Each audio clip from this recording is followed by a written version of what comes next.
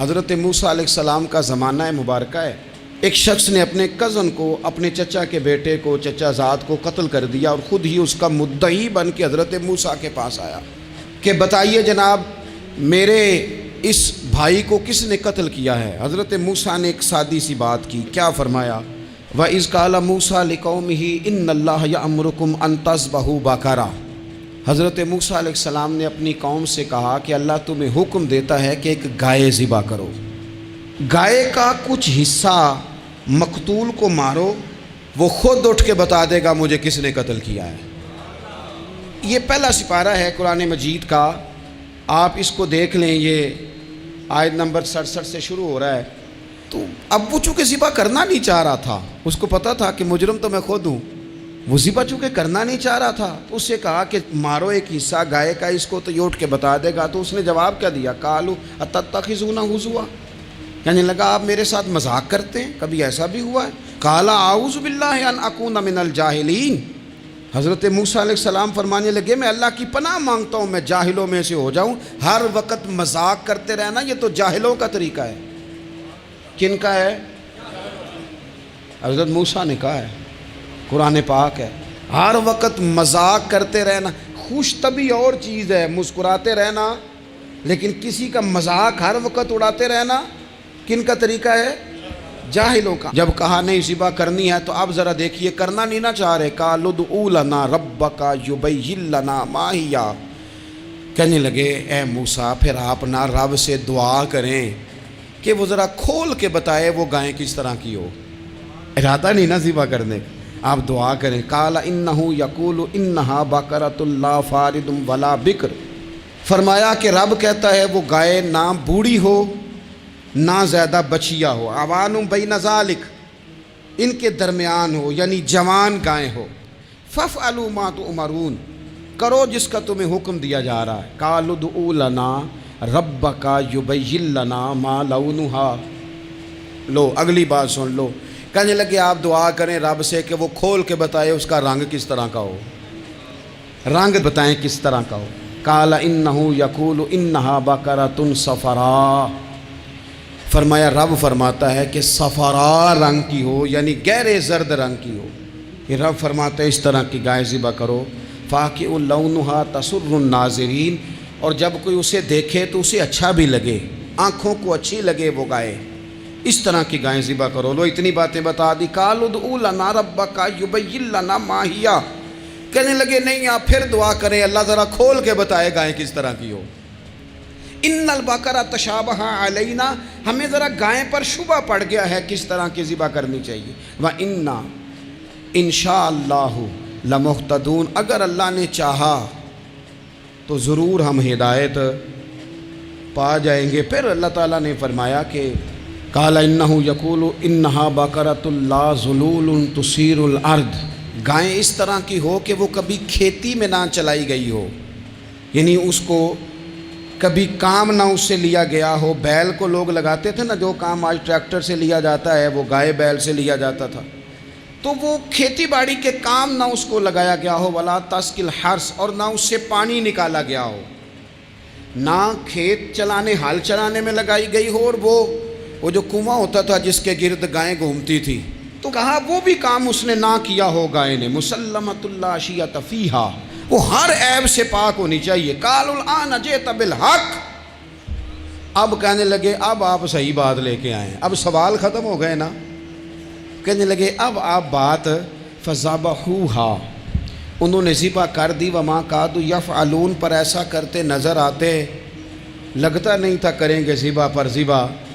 اچھا یہ گائیں پھر ملی کیسے؟ امام خازن کہتے ہیں کہ ایک نیک آدمی تھا، تو اس کا آخری وقت آ گیا، تو اس کے پاس جو کل جمع پونجی تھی وہ ایک بچیا تھی، گائیں کی بچی، بچیا ویڑی، اس کے پاس وہ ایک بچیا تھی صرف۔ تو اس نے اس طرح کیا کہ اس کی گردن پر ایک مہر لگائی، اللہ کے نام پر بطور امانت اس نے اس کو جنگل میں چھوڑا، کہا یا اللہ میرا بیٹا ایک ہی ہے وہ بھی چھوٹا ہے، اس کی حفاظت کرنا اور میرے بیٹے کو پہنچا دینا۔ بچہ بالغ ہو گیا، اس کی ماں نے کہا بیٹا جو امانتیں رب کے پاس رکھوائی جائیں نا ان میں خیانتیں نہیں ہوا کرتی، جا کے جنگل میں آواز دے تیری گائے واپس آ جائے گی۔ اس نے جا کے جنگل میں آواز دی کہ وہ جو میرے باپ نے امانت رکھوائی تھی وہ کدھر ہے؟ وہ نشان لگی ہوئی گائیں دوڑتی ہوئی اس کے پاس آئی۔ واللہ خیر الرازقین، جب رب بندوبست کرے، جب اللہ بندوبست کرے تو پھر معاملہ اور ہوتا ہے۔ وہ گائے آ گئی۔ اب اس نے کیا کیا اس نوجوان نے کہ وہ گائے گھر لایا، ماں سے آ کے کہا کہ اماں یہ تو اللہ نے فضل کر دیا۔ ماں کہنے لگی پتر حالات ہمارے خراب ہیں، منڈی میں لے جا اسے بیچ دے، لیکن سودا میری مرضی کے بغیر طے نہ کرنا۔ کس کی مرضی کے بغیر؟ کس کی؟ اماں کی مرضی۔ اور سنو یار، تھے کچھ لوگ جن کو لوگوں نے تانے بھی دیے کہ تم ماں کے پیچھے لگ گیا ہے، لوگوں نے بڑا کچھ کہا، پر جو ماں کی مرضی پہ لگیں ناکام نہیں ہوتے زندگی میں۔ یہ دیکھو ماں کی مرضی پہ لگا۔ اس کی قیمت کتنی تھی گائے کی؟ بڑی مہنگی تھی، پر 3 دینار کی تھی۔ منڈی میں لے گیا، 3 دینار اس کی قیمت لگ گئی۔ تو ماں نے کہا تھا میری مرضی کے بغیر سودا نہ کرنا۔ اب بچے تو نہیں نا مانتے، اماں کو کیا پتا باہر بزنس کیا ہے، لین دین کیا ہے، پر ماں نے کہا تھا میری مرضی۔ بندہ دے رہا ہے اسے 3 دینار، اس نے کہا جی میں نے طے تب کرنا ہے، ڈن تب کرنا ہے، پہلے اماں سے پوچھنا ہے۔ گھر جا کے اماں سے پوچھا، اماں کہنے لگی دے دے۔ واپس آیا تو اس نے کہا کہ میں 6 دینار دیتا ہوں پر میری شرط ہے، ماں سے نہیں پوچھنا۔ اس نے کہا تو 12 بھی دے، ڈن تب بھی ہونا ہے جب اماں نے کہنا ہے۔